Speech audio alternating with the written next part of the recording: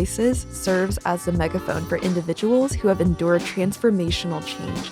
By highlighting trials and triumphs, our desire is to create a safe space for pivotal conversations, which in turn will deepen the story and provoke hope for you, our listeners. As you may know, change is never easy, but it is inevitable. You are not alone in what you're facing. Your transformation is possible, purposeful, and now. And here's Aaron Wiggum, founder and managing director of New You, with this week's guest.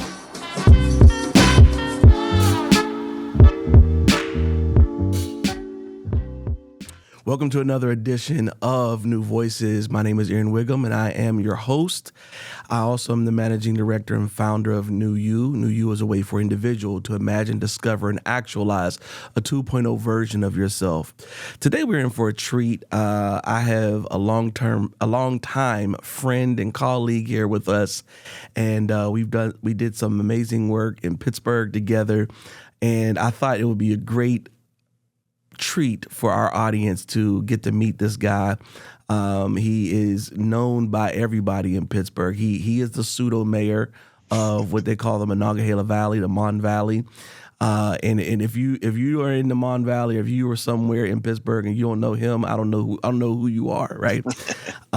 He's connected to all things that are civically, any type of civic engagement. And he has a heart of a servant, as well as the heart of a lion. And I've seen him be fierce in advocating for people. I've seen him be fierce in how he approaches complex problems within communities. And then I've seen him, serve soup to individuals who are in need of that. And so we're truly in for a treat for this dynamic individual, my friend, my brother, the director of the director of continuing education at Penn State, as well as the director of the Mon Valley Launchbox, which is a business incubator. Father, pastor, friend, advocator, proclaimer, you name it, he's that. My good friend, Eric Ewell. Welcome, Eric. Nice to be here. You speak of me more highly than you ought to, but I'll receive it today. I'm on your platform, so I'll receive it today. Okay, cool beans, man. So this is good to have you here and to be able to engage in this work from this position, 1,000 miles away, but still together in heart, right? Absolutely. And what I would like to do is just start from your story. What is the Eric Ewell story? And you can give that to us however you best see fit. Absolutely. There's multiple facets to my story, as you mentioned, even in my titles that I hold right now. But honestly, I'm just a kid who grew up on the north side of Pittsburgh, is where my foundation was at. Untypical story. My father and my mother split up when I was 4 years old. We found ourselves to be homeless. And, I turned that tragedy into triumph.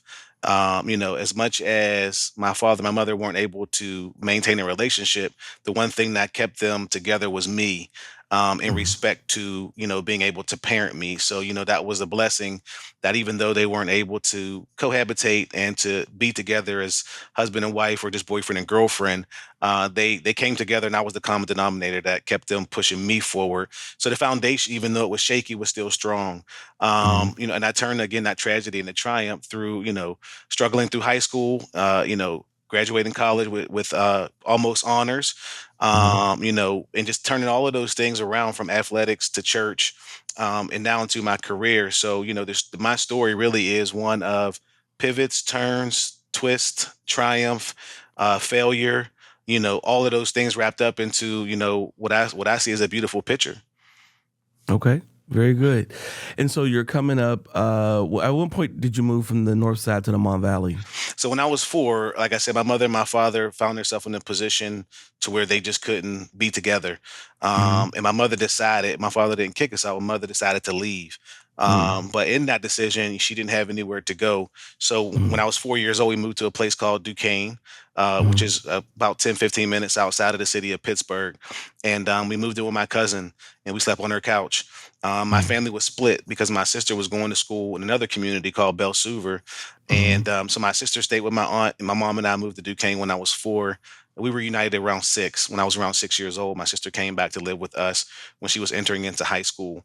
So, Mm.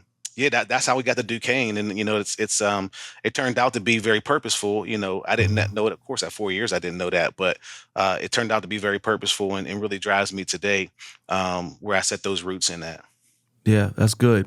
And so you're coming up there. What was it like growing up in Duquesne in the late '80s, early '90s, finding your way through high school when Pittsburgh was pretty rough Yeah. during that the 1990s time frame. So talk a little bit about some of the things some of the avenues you could have been pulled into, and some of the experiences that you may have seen or been involved in during that '90s, that very critical '90s era in Duquesne and in Pittsburgh. So it's around 1982 when I moved to Duquesne, and it was a mixed community, the area where we lived at. So what we called it the Jets today, or the Jets today, was a housing project then. And there were Mm-hmm. most of the people in our community worked. Most of the people in our community had families. They were Mm-hmm. black, they were white, and there were some people from other countries. So it Mm-hmm. was a very diverse community. But somewhere around 87, things began to change. A lot of the working families were moving out. The white folks who were there were doing exactly what the projects were supposed to do, right? Give you an opportunity to build and then to purchase and to move on. So a lot of Mm-hmm. my white friends, their families moved out of the community Mm-hmm. right around 87. And right around 89 is when crack cocaine hit my community. Mm-hmm. And it hit it like a sledgehammer. So again, even at that point, it wasn't so bad. I mean, of course, Mm-hmm. crack is a terrible thing. Don't get me wrong, Right. but it wasn't as bad as it became. So around 89, it hit our community, and families began to fall apart. More Mm-hmm. people began to move in who weren't working families, and of course, families were Mm-hmm. depending on public assistance, and it became a huge challenge. So around 90, 91, to your point, is when I'm hitting around 14, 15 years old, Mm-hmm. and now I'm being faced with selling drugs. Now I'm being Mm-hmm. faced with hanging with people who sit around and drink alcohol and smoke marijuana all day. Mm-hmm. And my community looks vastly different than it did 10 short years ago. And it was a huge challenge. But I will say, in my era coming up, in my community in particular, our OGs, our old heads, however you would frame them, Mm-hmm. if you were an athlete, they didn't let you go into the drug game. So Mm-hmm. I chose football as my route, and they didn't let us sell drugs. So if I needed something, I got what I needed, but I wasn't forced or really coerced into that position to where I was being pushed to sell drugs. And then, of course, around 97, when I graduated high school, that's when the choice really comes in, right? So Mm-hmm. most of us are vying for a football scholarship. And if that doesn't work out, the streets is our next option. Mm-hmm. However, one thing that always stuck with me when I was about 4 years old, my father died when I was 12. Around that 4 year period, my father said to me when mom and I were leaving the home, that I would be the first person in his family to graduate from college. I'm 4 or 5 years old. Mm-hmm. But my father died when I was 12. So when I turned 18 and I was graduating high school, that stuck with me. Yeah. So I did not get the athletic scholarship that I was looking for because I was stubborn.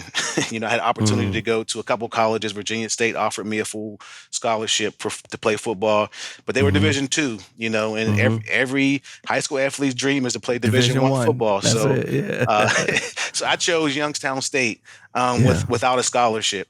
Mm-hmm. But again, two things stuck with me. I was a good football player, number one, and number two, my Mm-hmm. father said I was going to graduate college.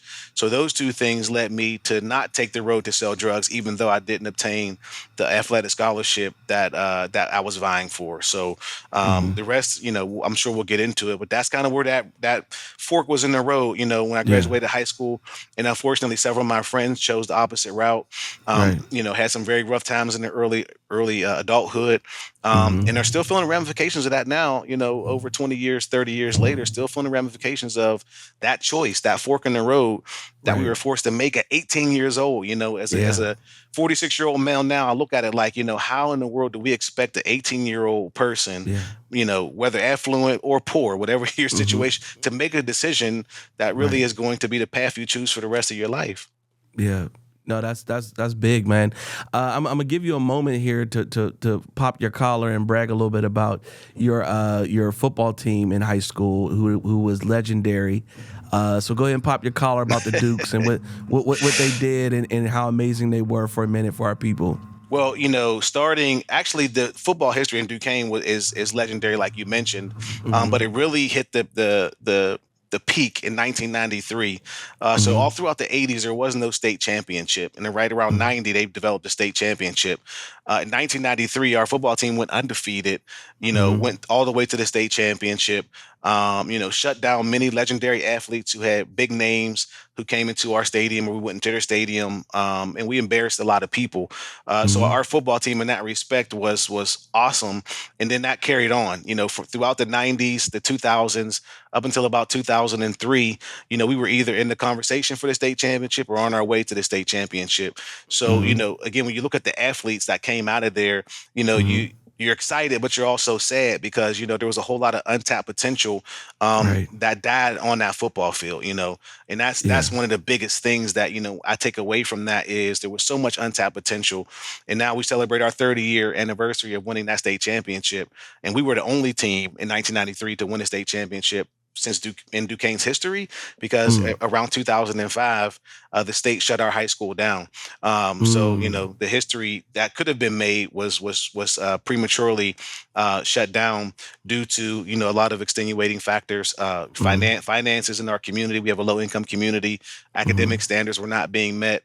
So there was some money issues with our school leadership that came about.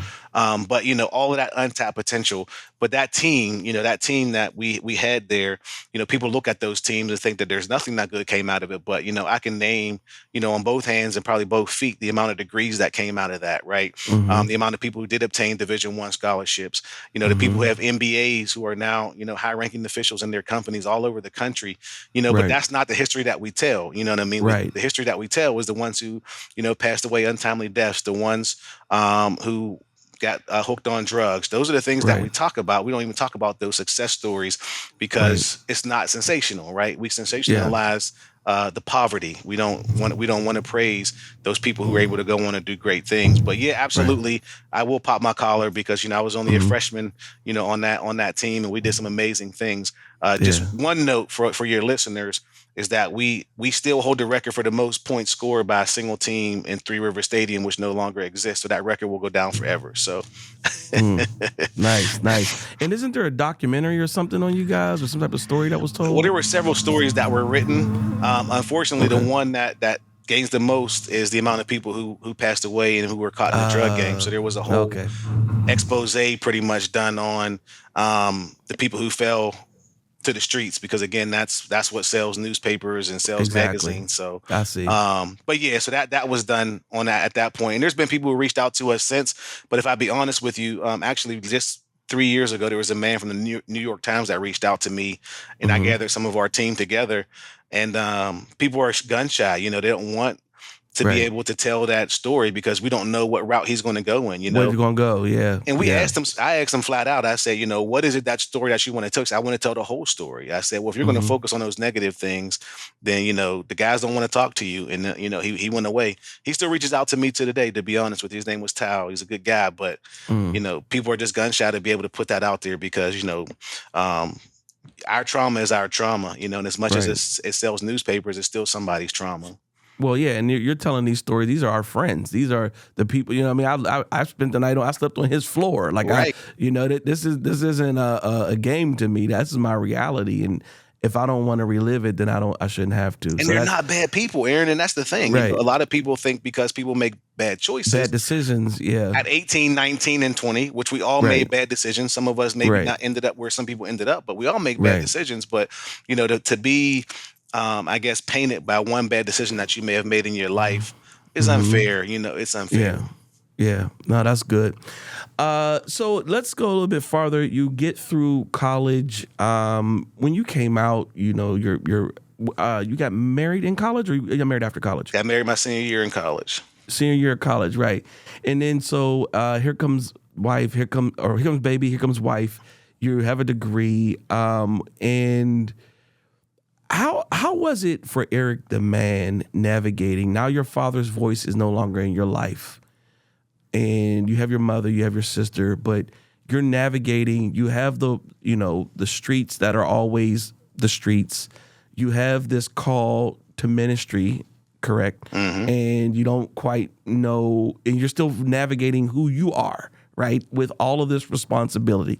Can you talk a little bit about how you navigated through all of those different complex hats that you had to wear? So I have to say, and give honor and credit to my wife because, we met in high school. So we actually went to college together.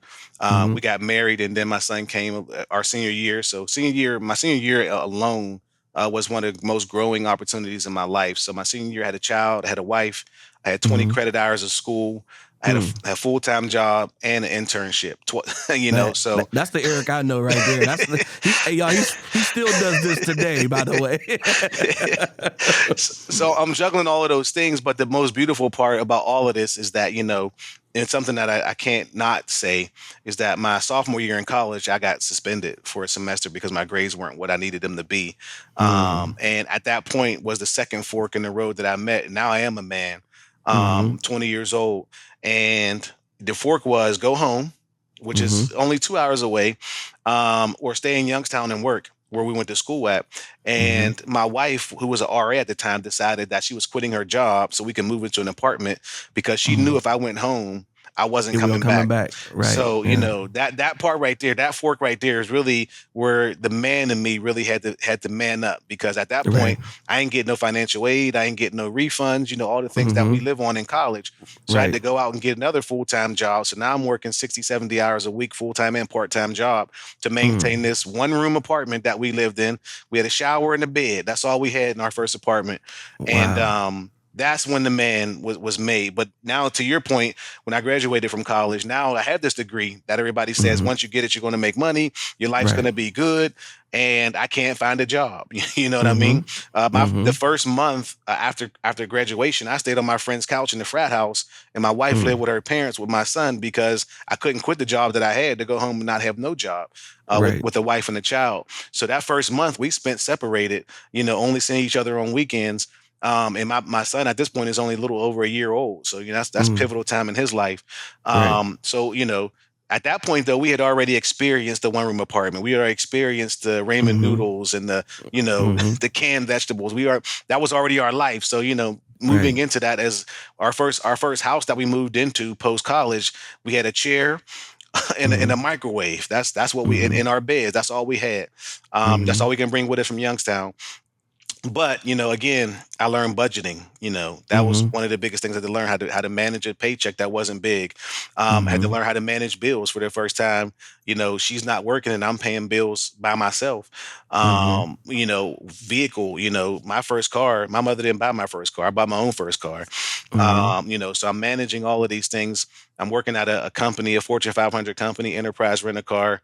And now I left 2 jobs working 60, 70 hours a week. Now I got 1 job that I'm working 60 hours a week.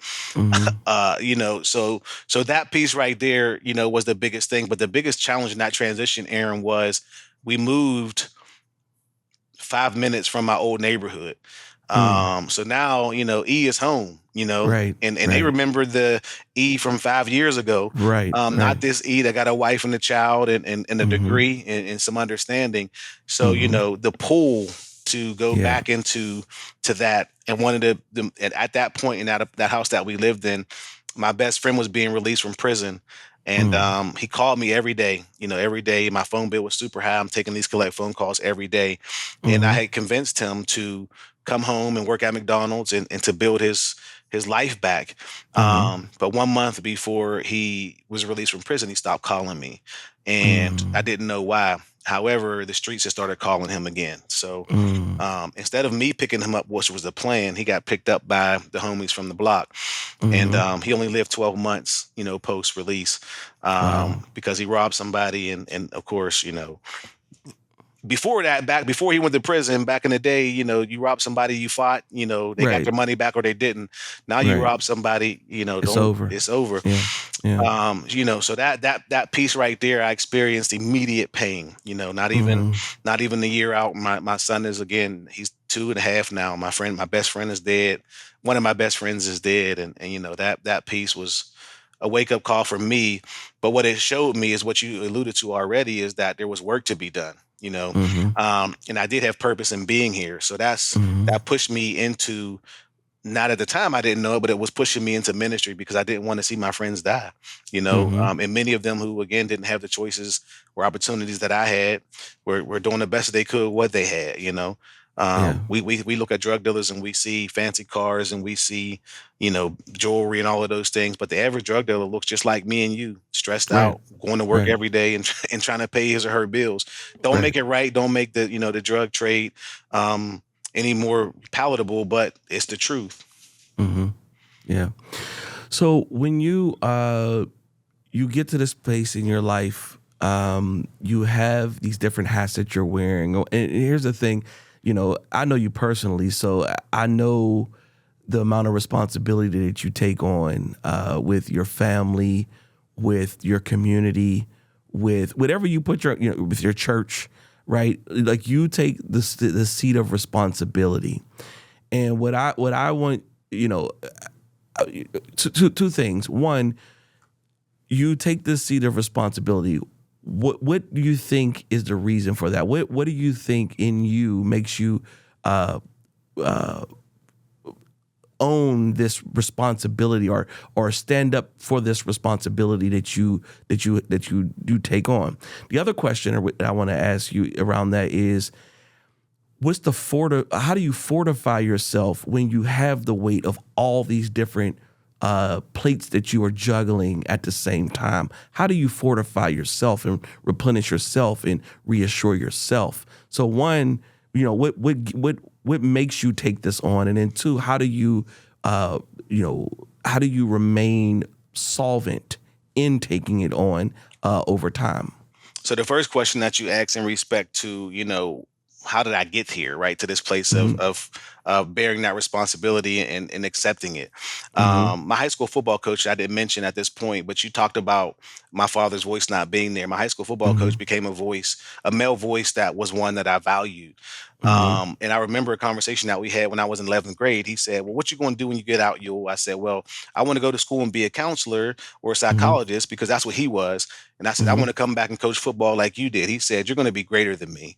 Mm-hmm. He said that, you are built to lead. That's what he said to me. Mm-hmm. And again, when I value your word, I value your word. So Right. he said to me that you were built to lead. And that next year, he made me a captain of the football team. He made Mm-hmm. me the voice, So if the ref wanted to Mm-hmm. talk to somebody, they didn't talk to him, they talked to me. So I became this Mm-hmm. person that bear this responsibility. Mm-hmm. And I saw how my teammates reacted whenever, I led. So I Mm-hmm. knew that there was something in me, even if I couldn't Mm-hmm. identify it, that Mm-hmm. created me to be a leader. So when I Mm-hmm. walk into places and space, I automatically, want to see success. And I Mm-hmm. want everybody to be valued. And I want everybody to feel as though, their place is there is on purpose. Mm-hmm. So when I walk into a space or a place, if there's nobody leading, so I'm not the forceful, Right. Yeah. Just take dictatorial, over. but Yeah. if I Yeah. don't see anybody leading, Right. I'm going to lead, because if I'm here, I want to see success. You know what I mean? I don't Right. want to see anything fail. So that's how I get to that place. But in Mm-hmm. respect to the replenishment, if I be completely honest with you, Aaron, I haven't found it yet. Mm-hmm. There are moments, that I take to myself. For example, one of my goddaughters, she's a member of our church, and Mm-hmm. she gave me a card for Easter on Sunday, and it Mm-hmm. was 2 gift cards to a restaurant here locally. I'm sure it's a national Mm-hmm. restaurant called First Watch. Oh Um, yeah. and my wife said, "Well, give them to me. I'll put them in my wallet." I said, "No, these ones I'm keeping." Mm-hmm. And she said, "Well, why are you going to take them?" I said, "Because what you don't know is sometimes when I drop you off at work, I'll just go have Mm-hmm. breakfast by myself, right? Mm-hmm. And it's good food, it's a good atmosphere. I'll pull my Yeah. laptop out and I'll do something personal, on my Mm-hmm. laptop. So, Yeah. that's a small thing that I do to find that peace, but I Mm-hmm. haven't found that thing where I felt like that I've been emptied out and I've been Mm-hmm. filled back up. I think my Got it. tank gets to about 3/4. You know Yeah. what I mean? And then I'm using that You already gas, pouring it back out. Yeah. already Yeah. pouring it Yeah. back out. So I haven't gotten to that place to where I found that one thing or that Okay. opportunity that replenishes me. But I will say that, Sunday morning when I give my all to God, I mean, I Mm-hmm. give my all to God with all of my life, but when I minister Right. to people on a Sunday morning and I Mm-hmm. express what I believe God has given to me, that gives me life. That gives me life, Mm. because I see, I pray, and of course I see the reaction that I believe God intended to be seen. And I Mm-hmm. know, that after all that I've done all week, all the hats that I've worn, Mm-hmm. this one is the one that is most purposeful, and I did my job, so that kind of gives Mm-hmm. me a completion to my week. And that gives me more life. So that's when I get to about 3/4 on Sunday. But by Monday morning, Yeah. I'm already back at half. Right, right. Okay. I get it. I get it. So just a few more questions. I wanted to so let's talk about that. You're in ministry and serving as pastor. And what brought that about? How, first of all, did you accept the call willingly?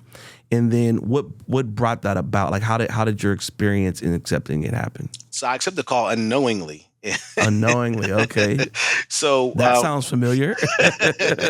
so my wife grew up in church. I did not grow up in church, but my uncle was a pastor. So of course we got married in college. We came back Mhm. home, and my wife didn't want to go back to her home church where she grew up at because she said they treat her like a child, and she wanted to experience her faith as an adult, and to be treated as such. So the next best thing was my uncle's church, because my uncle had passed away, and we went back to my uncle's church. And while we were there, of course, it's a family church, so a lot of my family trickle in. Nobody really is members, but they all trickle in at different times. Mhm. We're in worship, and we're praising. The music is going. I'm standing up, my hands are raised, my eyes are closed, and in walks one of my cousins who's a drug addict. Mhm. And this is the end of service, so she missed everything except for altar call. Mhm. And she walks up to the front of the church and she gives her life to the Lord. Mhm. And I'm so caught up in the spirit, I don't know what's happening. Mhm. And I opened my eyes, and the pastor said, "Come here." And I walked to the front of the church, tears are rolling down my face. And he says to me, "What is the Lord telling you to do?" And he put the microphone in my face.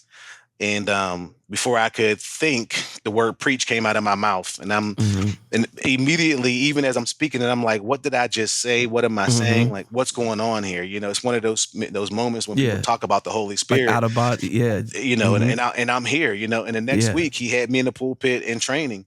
Mm. So again, it wasn't anything I desired to do, but I'll say though, again, taking back into the point I spoke about earlier and valuing people's voices, my Mhm. mother had always said I was going to be a preacher. Now, your mom always wants you to be the Right. He pastor, wants so everything. Yeah. that's your mom, right? But when I met my wife's grandfather, Yeah. when I shook his hand, he said, "You have the demeanor of a preacher." And, Mm. all of those things came rushing back to my mind at that Right. moment, because it was something I never desired. In a sense, I was running, from it because I didn't want to acknowledge it. But all of those things came back, and, of course, I Yeah. accepted the call at that point. But yeah, it was definitely something I wasn't looking for, wasn't desiring. And, I told my wife said to me when we first got together, she put some ultimatums out, or some standards. She said, there's Mhm. two things that I desire in a husband, minimal things, not at the max. She Right. said, Right. my father drinks and smokes marijuana every day. Mhm. So I want a man who's not going to do that.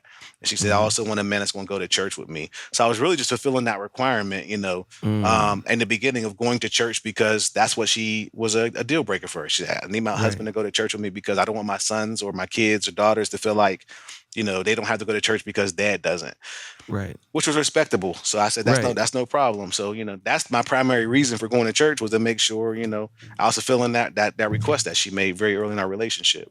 Well, thank God for Sonya. She saved your whole life. I tell you, She she did. She she did. came in, she came in about all the order. She all Go the ahead, order. Sonya. Yeah, that's good, man. So you're in this space now. You're helping people launch these businesses at the Mon Valley Launch Box, and you're doing this work. And I'm reminded. So when we first met, you had just lost 100 pounds. You were walking, and you had a page called Pounds on Pavement or something like Yep, that, right? that's it. And you were walking, I don't know how many miles, 7-10 miles a day, whatever. And let's talk about a little bit about that weight loss journey and like getting your life back. What was the impetus for you to do that? And then, what was it like going through that process? And then on the back end of that, how did that lead into your work now at Penn State and what you're doing? Absolutely. So with the weight loss journey, I was having issues, and Mm-hmm. I didn't know what they were. And I thought my system was just clogged up. So I'm drinking gallons and gallons of cranberry juice trying to clean out my system, not Mm-hmm. knowing that I'm forcing all these sugars into my body. Mm-hmm. And I couldn't drive 5 miles without having to go to the bathroom. Um, Mm. so every time I stopped, no matter what I was doing, bathroom was the first thing that I did. Right. And at one time I was in between home and work, and I couldn't even make it to work from where I was at, and I had to stop at home to use the bathroom. And then on my Mm. way up the steps in my house, I fell almost down the steps. And Mm. I said, "There's something else wrong. There's something Right. else wrong." So my wife took me to her mother's house, and she pricked my finger because my mother-in-law has diabetes, and my Mm-hmm. sugar was 500. Whoa. And my sugar was 500.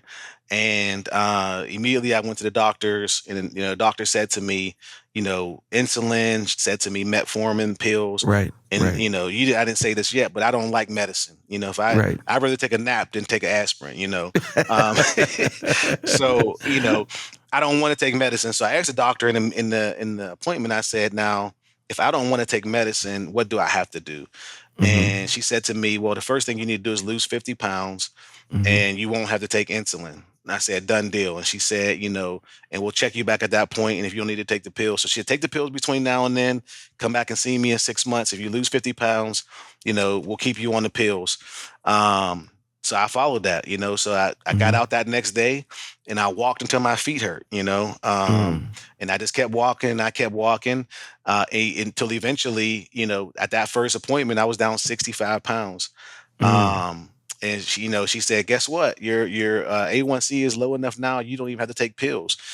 And that was it for me. So I never wanted to Right. go back to those pills. So I kept walking and kept walking until I reached that over 100 pound mark.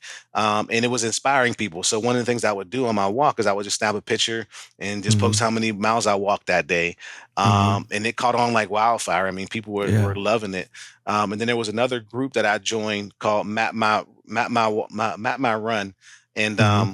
it's an Under Armour program, and it's all over the world. Mm. So I started snapping my pictures and putting them in there. So, Mm-hmm. all the encouragement that I was getting, all the people that were encouraged by what I was doing, who began to start doing the same things. I had Mm-hmm. people walking with me, and, so on and so forth. So it was an amazing journey to be able to, number one, drop the weight. I was always been a big guy. My weight was never an issue. I was always Mm-hmm. an athlete. So, it Mm-hmm. never was a hindrance to me until that A1C, till that sugar went to where it went. So that Right. part right there was the driving force in that Mm-hmm. in that weight loss. And then again, my grandmother, my maternal grandmother, lost both her legs. My mother was 12, Mm. and she died, that same Mm. year. and Mm. and so that was another piece. My father Mm. died when I was 12, and one of my driving forces in my life to this point has been, I want to see all of my sons to a minimum of 13. That was a Mm. minimum requirement, not a goal. Right. Right. My youngest son is now 13, so Mm-hmm. I didn't ever want to get to, I wanted my sons to experience me longer than I experienced my father. My father gave me tremendous value in my life, tremendous lessons, even though he Mm-hmm. was only here for 12 years in person. Um, and I wanted my kids to be able to experience me beyond that. So those two things drove me to the place where I didn't want to take medicine, and I didn't want Mm-hmm. to leave here with my kids not knowing who I was. Again, Mm-hmm. my mother was an orphan at 12. So at 12, she didn't Mm. have a father or a mother. So Wow. she, her life between the time that she had me when she was 26, and her life was a series of lows. Rough. You Yeah, know, that's rough. um, so yeah, those are the two driving forces in that respect. I think there was a second part to your question, but I forgot it. Yeah. And so how did that lead into we connected and Gotcha. then you get to Penn State and the work that you're doing now. And so that led me to a great pivot. So, Mm-hmm. one of the things that I haven't talked about was my career trajectory. So when I left enterprise and I became a minister because I didn't feel like it jived with my life philosophy. So, Mm-hmm. to be in a sales position so I left that job, and I took a lower paying job because morally it matched who I was becoming. Mm-hmm. So I'm in this position where I'm working these series of low level jobs, and I'm accepting low salaries. Mm-hmm. And when you and I met, there was an opportunity on Penn State's campus, and I was in a position where my current job wasn't willing to give me a raise. I was doing tremendous work. People were, Mm-hmm. really responding to the work that I was doing. And I met with your supervisor, and I told her Mm-hmm. what I needed, right? Yeah. Yeah. And I pivoted, and that was the first time in my career where I was able to, just plainly say what I deserved, Right. and what I wanted. You know what I mean? I kick myself Mhm. now because she was so quick to say yes to the number that I gave her. I should have Right. asked for Ask more. for a little more. Yeah. But at that point, that was the first time that I dictated what my salary was versus somebody telling me this is what it pays. Right. And the person that I am, you're not going to just get what you're paying for. You're always going to get Right. More. get more. So I Mm-hmm. was always underpaid just in that respect because I never just give you a quarter of me, a half of me. It's like if I'm Mm-hmm. here, I'm all in. And Mm-hmm. companies, unfortunately, capitalized on that. Right. The last company I worked for in particular before I came here capitalized on that. So, Mm-hmm. so that pivoted me into here. But it was my skill set that got me the position. It wasn't my Mm-hmm. resume. In my Right. opinion, it was the skill set, and I've been able to now leverage that for 7 years, and turn this into so many things. And I got to give you your flowers. While you can smell them because you were the linchpin, to create this opportunity for me. Number one, and number two, the time that we were able to work together, the things Mm-hmm. that we were able to do, Yeah. still blows people's minds today. I just showed somebody that our first video email that we made the Yeah. other day, and they're blown away still by that work. So, and I've carried that vision that we created together. The Mm-hmm. beautiful part of working with you is that we're similar people. Mm-hmm. And we were able to craft a vision together where we didn't really care, who was Who getting the got the credit. credit? It was just Right. like, we just want the work to be done. So, Right. and I'm still carrying that same vision, Mm-hmm. without you, unfortunately for me, fortunately for everybody in Oklahoma. But, for me, it's a blessing to be able, to still carry on what we started, Mm-hmm. and in the same vein, in the same fashion. And for people to see, you always get your roses. You always mention my partner, Aaron Wiggum, who Mm-hmm. started this with me, because I never want anybody to think that, this is just the brainchild of one individual. It takes some Yeah. collective thought to make something like this come to fruition. I appreciate that, man. I appreciate that. Two questions, two more questions. Next one is so as I said before, New Voices serves as a megaphone for individuals who've endured transformational or pivotal experiences. And what I would like for you to do is just walk us through a time in your life where you had to hold on to hope. You didn't know how it was going to work out. You didn't know if it was going to work out. You didn't know when it was going to work out. And maybe it was not even something external, it was something internal. And you had to hold on to hope to get to the next point.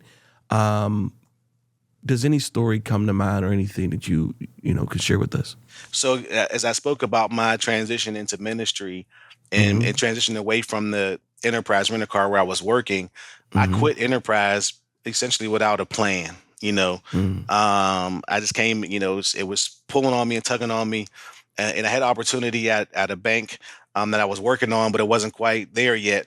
But I Mm-hmm. just couldn't do it anymore. You know what I mean? I just couldn't spiritually. It was just so, taxing that I just couldn't do it anymore. So I Mm-hmm. decided I was going to leave. And again, at this point, I'm one step away from making six figures, right? So, Mm-hmm. and I'm only 24 years old. You know what I mean? Right. So, actually, I'm probably about 25, but I'm Okay. that close, to making six Yeah. figures. And in Pittsburgh, that's a big That's feat. good money. At Yeah. that at Yeah. that age, that's a big feat. Right. But when I walked in and I told my boss, I said, this is going to be my last day, because enterprise doesn't take 2 week notices. You can Mm. try it, but they're like, that's Yeah, you're out of here. give us your Yeah. keys now and go home. You all right, So I didn't even try to put a 2 week notice, and I said, this is my last day. My boss said, all right, leave your keys in the safe when you leave, lock up, and God bless you. Right. A couple weeks later, I started working at a bank here locally, and Mm-hmm. it was good. It was good. I was in a leadership program, but this is where the floor kind of falls out. So I'm Mm-hmm. doing well in this program, and I'm doing great at the bank. But something happens that was out of my control, but I got blamed for. Long story Mm-hmm. short, I get laid off, and I got a Mm-hmm. wife at home, a son, and a son on the Mm-hmm. way. you know, Mm-hmm. and I don't have no job, Aaron. It's like, for the first time in my professional career, I don't have a job, and I got two kids, essentially, and a Mm-hmm. wife who I've told her she could stop working after she got so long in that pregnancy, Mm-hmm. and I didn't know what to do. I sat on that couch, day in and day out. I was working at Labor Ready. I was going to making Mm-hmm. $35 a day, cutting grass and doing whatever I Right. can do. I was getting Right. unemployment, you know what I mean? But Right. innately in me, because my father was a man who worked. Right. He worked. There wasn't no options, you know. Right. So even though I was getting a little bit of unemployment, it wasn't Mm-hmm. enough for It me. ain't the same. Yeah. It's not the same to just sit here and Yeah. get a check, you know. Right. And I didn't know what was going to happen. And this is Mm-hmm. when, I say, God showed forth his faithfulness in my life because, Mm-hmm. someone reached out to me, and this was my foray into nonprofit, because before this it was all profit for profit, Fortune 500 companies. And someone Mm-hmm. reached out to me and said, you haven't quite worked a job like this before, but because of, your versatility and your skill set, we believe that you can help us, And I got my first contract as a contract employee. Mm-hmm. And it changed everything. It changed Mm. everything. Now I didn't start making money right away and all of those Right. things, but it showed me that I didn't have to make my job fit who I was morally, that this was Mm. a natural fit, because, Right. a lot of the nonprofit space is essentially about helping people. Mm-hmm. And that's what I felt like I was called to do. So, that's that transition though, in that period of sitting on that couch. Mm-hmm. And my wife still talks about today, like that's the only time she's seen me in that space to where she couldn't really understand or understand what's going on in my mind. She couldn't even think of what I was Mm. thinking. And I Mm. would just sit there, day in and day out, doing Mm-hmm. chores, cleaning the house and cooking. Right. But, Right. but I Just would not you though. it's just not me. I'm just sitting on this Yeah. couch and Yeah. and I'm lost essentially because I'm doing well at the bank. I'm ready to be promoted and all of these things. Right. But this thing that happened that again was out of my control, Mm-hmm. it just threw everything all the way off, but that transition, but that's why I said God showed himself to be faithful, because the doors that he opened that I wasn't seeking, number one, Mm-hmm. and number two, it opened up essentially who I will become. At that Mm-hmm. point, and I know you asked me this question earlier, but that's at the point where I really figured out who I was, and I'm Mm-hmm. 26, so Mm-hmm. it took me 6 years to figure out, who I was, and who I was comfortable being. That was the other piece, because Mm-hmm. I'm a salesman. I can sell, and Mm-hmm. any company that needs salesmen, they don't care who you are, what you are, and nothing about you, as long as you're selling. Right. You can be the worst person in the world. They don't care. Right. It's just sell. Yeah. So I took that though, that ability to be able to speak to people, and to get the people to understand, and it Mm-hmm. transitioned me into who I am now. So that period though of my life it was only, and it felt like forever, Mm-hmm. but it was only about 3 months. You know what I mean? That I was actually Yeah. without a position. But Yeah. if it felt like, if looking back on it now, I feel like it was 2 years, Yeah. but it wasn't very long. But God opened up doors that I never um, thought that I would walk through, and put me in Yeah. places and positions that I never thought that I would be. Well, what's interesting about that is, you, like I said, for who I know you to be, and who you've described over this, during this conversation, you're working multiple jobs in college, while carrying 20 hours with a baby and a wife and a this, and you're 20 years old, or whatever. And so, like, you've always been a solution. And at that point, you're stripped or you feel stripped of that superpower. You feel, and so now I'm Clark Kent, and I don't know how to be Superman again. It's like remember when speaking of Superman, remember when he actually gave up his powers, right? Hmm. And he wanted to just be normal, and Lois Lane wanted him to live a life with her or whatever, and then he realized he had to come to himself, right? Like, there's something about coming to yourself and saying, wait a minute, this is my moment, but this isn't forever, right? And so then how do I get out of here? And I think that so often, life will take us on this journey where it'll put us in precarious situations, right? But at some point, you got to come to yourself. And, thank God you had your wife who could actually, like, be that nudge that you need, or that sounding board, or even I was just talking to my sister the other day, and I was telling her how, as men, we don't really like to voice to our wife our real concerns. Like we want to keep that to us because we don't want you to worry about us. And so my sister was like, no, you have to let her know so she knows how to pray and she knows how to this and she knows how to that.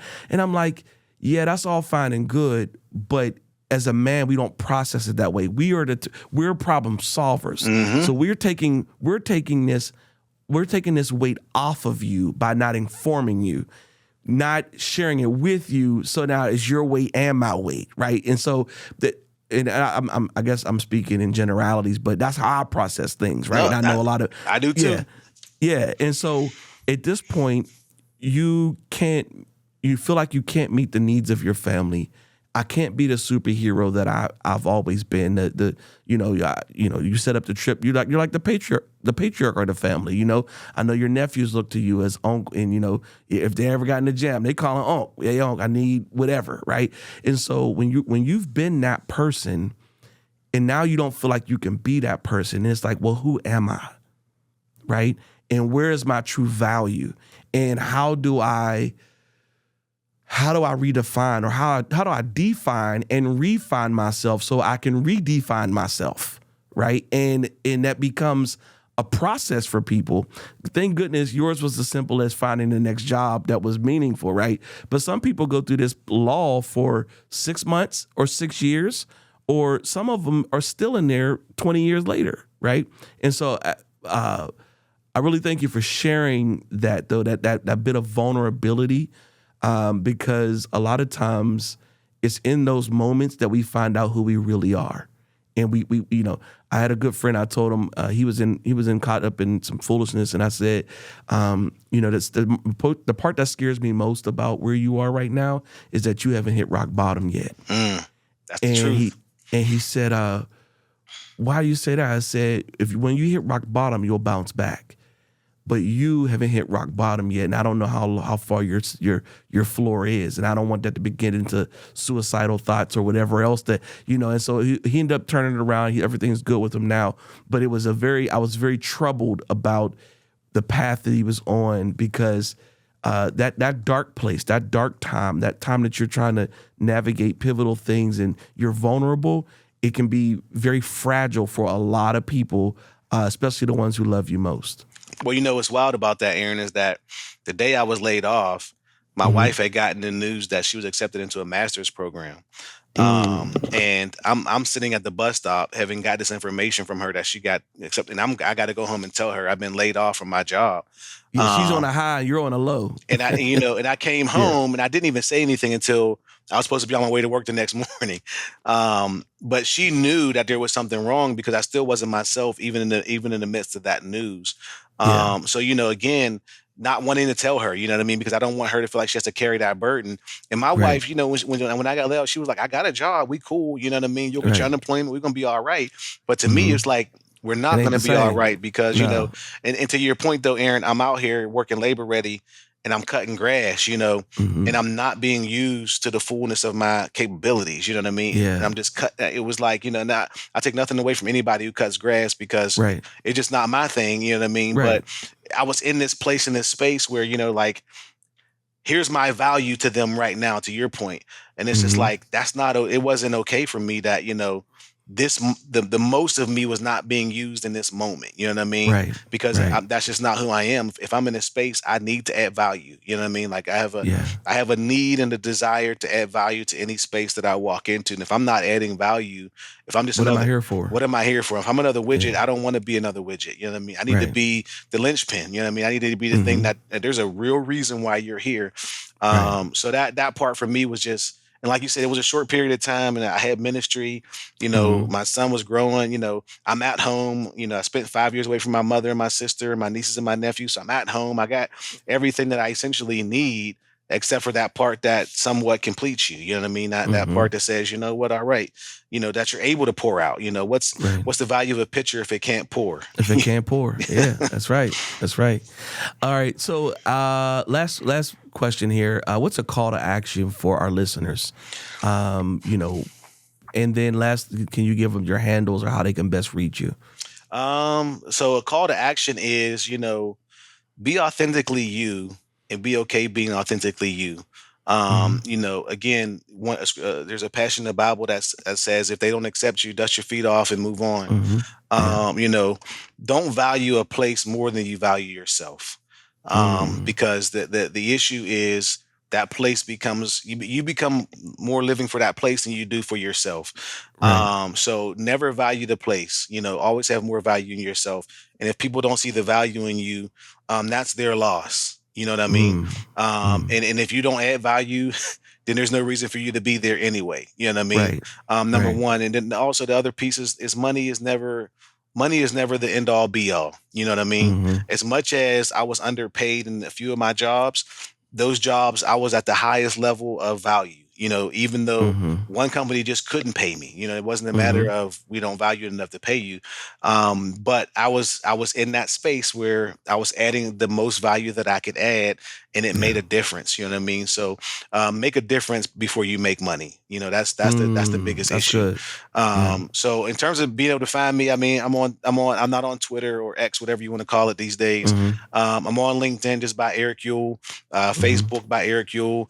I got an Instagram account that I don't check, but that's Yeah. but primarily Facebook and LinkedIn are where you find me, just Eric Ewell. Okay. Um, and then, of course, our church page is divinerestorationkojic.org. Um, and again, you want to support the ministry, check us out. Yeah. Love it, man. Thanks so much for your time and for sharing your story. This has been rich, man. I'm hoping that our listeners will hear this and hear themselves in your story. So thank you for that. Well, you've tuned into another edition of New Voices. Please follow us on social media. Also follow New You Unlimited. You can follow us on LinkedIn, on Instagram, and Facebook. We look forward to hearing again from you soon. Until then, have a good one.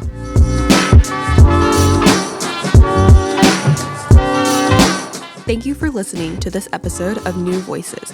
Visit our website at www.newuunlimited.com. That is NEWUunlimited.com. Follow us on social media at New You Unlimited on Instagram, Facebook, and LinkedIn. And a special thank you to our producer, Jesse Ulrich. If you're looking for self-improvement, join our programs for personal and professional development. New You is a way for diverse talent to imagine, discover, and actualize a 2.0 version of yourself. Bring your future into focus.